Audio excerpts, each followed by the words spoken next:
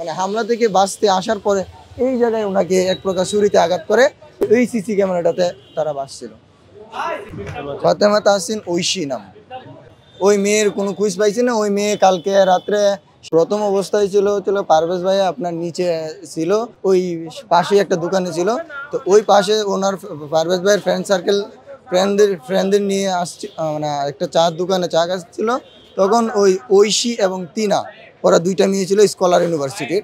তো ওরা আসতেছিল ওই একই চায়ের দোকানে, আপনার ওদেরকে দেখে হাসছিল। হাসার পরে আপনার এই বিষয়টা ঐশী এবং তিনা ওরা আমাদের ইউনিভার্সিটির তিনজন স্টুডেন্টকে ফোন দিয়ে এই বিষয়টাকে ওইখানে আপনার তারা মনে করেন যে নিয়ে যাওয়ার পরে তারা এক প্রকার মানে হাতাহাতি বকাবকি করতেছে যে পারভেজ ভাইয়াকে যে তুই কেন আমাদের এই বিষয় নিয়ে করছিস, আমার বান্ধবীকে নিয়ে হাসাহাসি করছিস। এই বিষয়টা নিয়ে তারা তুচ্ছ ঘটনাটাকে আবার মনে করেন যে এই বিষয়টা স্যারেরাও জানছে, তৎক্ষণিক স্যারেরা ওইখানে যায় ঘটনাটা মিটমাট করেছে। তারা স্যারেরার সামনেও আমাদের ডিপার্টমেন্টের স্যারেরার সামনেও তারা বকাবাজি করতেছে। তো এই ঘটনা ওই জায়গায় শেষ হওয়ার পরে পারভেজ ভাইয়া ক্যাম্পাসে চলে আসার পরে যখন উনি বিকাল 5:30টার দিক দিয়ে উনি আবার বের হয়েছে সিঙ্গারা খাওয়ার জন্য, তখন তুষার এবং তার গ্যাং নিয়ে তার উপর ওই একইভাবে তারা এই আশেপাশে উৎপত্তি বসেছিল যে কখন ও ক্যাম্পাস থেকে বের হওয়ার পরে তারপরে মনে করেন যে ওই যখন উনি সিঙ্গারা খেতে যাচ্ছিল তখনই ওনার উপর হামলা হয়। উনি এক প্রকার মানে হামলা থেকে বাঁচতে আসার পরে এই জায়গায় ওনাকে এক প্রকার ছুরিতে আঘাত করার পরে তারপর ওনার কুর্মিটোলা জেনারেল হাসপাতালে তাকে নেওয়া হয়। তাকে পরে মৃত ঘোষণা করে ডাক্তার। বয়ফ্রেন্ড ছিল এবং যে দুইটা মেয়ে মানে এই ঘটনাটা ঘটাইছে তারা আমাদের ক্যাম্পাসে উপস্থিত বসেছিল। ক্যাম্পাসের কেন, তারা স্কলার ইউনিভার্সিটির স্টুডেন্ট।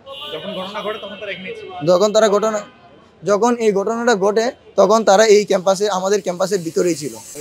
বয়ফ্রেন্ডের সাথে মোট 40-50 জনের মতন ছিল। সবাই মিলে না, ওরা দৌড়ায় আনতেছিল, কিন্তু এখানে আসছে 10-15 জনের মতো।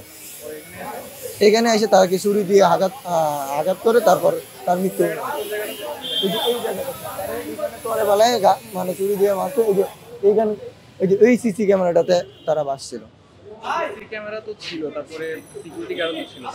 সিকিউরিটি গার্ড আমাদের অথরিটি ব্যবস্থা এরকম না যে সিকিউরিটি গার্ড এই বিষয়টাকে এরকম ভাবে নাই, যার কারণে এই হত্যাকাণ্ডটা ঘটে গেছে। আর যেহেতু এটা একটা মনে করেন ন্যাক্কার জন্য ঘটনা ঘটছে, এখানে ভার্সিটিরও কোনো প্রবলেম আছে, সিকিউরিটিরা তারা পুরোপুরিভাবে নিরাপত্তা দিতে পারে নাই, বিধায় এই হত্যাকাণ্ডটা ঘটেছে। পারভেজ তার দৈনন্দিন কাজে ব্যস্ত ছিল, ফ্রেন্ডদের সাথে হাসি খুশি সময় পার করতেছিল।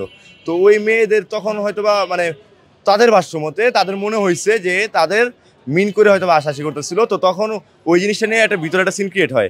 তখন বিশ্ববিদ্যালয়ের যে অথরিটি যারা ছিলেন তারা এই জিনিসটা মীমাংসা করে দিচ্ছেন। পারভেজ তার মানে ওই মেয়ে তার জুনিয়র হওয়া সত্ত্বেও তার কাছে মাফ চেয়েছেন।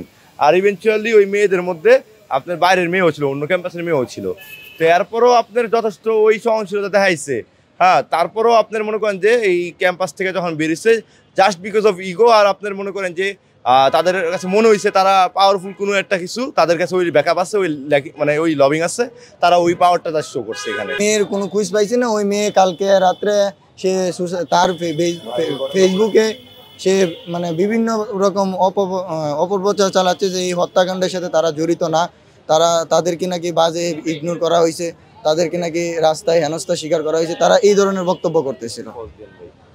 বৈষম্য বিরোধী যে কালকে তারা মিটিং করেছে, তারা বলছে যে বৈষম্য বিরোধী ছাত্র আন্দোলনের কেউ এখানে সম্পৃক্ততা বা জড়িত ছিল না। কিন্তু এখানে যদি আপনি যদি বৈষম্য বিরোধী ছাত্র আন্দোলনের একজন নেতা হয়ে আপনার সামনে একটা হত্যাকাণ্ড ঘটনা ঘটে, তাহলে তো এটা পূর্ব পরিকল্পিতভাবে হত্যাকাণ্ডটা ঘটনা ঘটেছে। এটা তো কোনো মানে মিসবিহেভ বা আত্মঘাতী ঘটনা ঘটে নাই।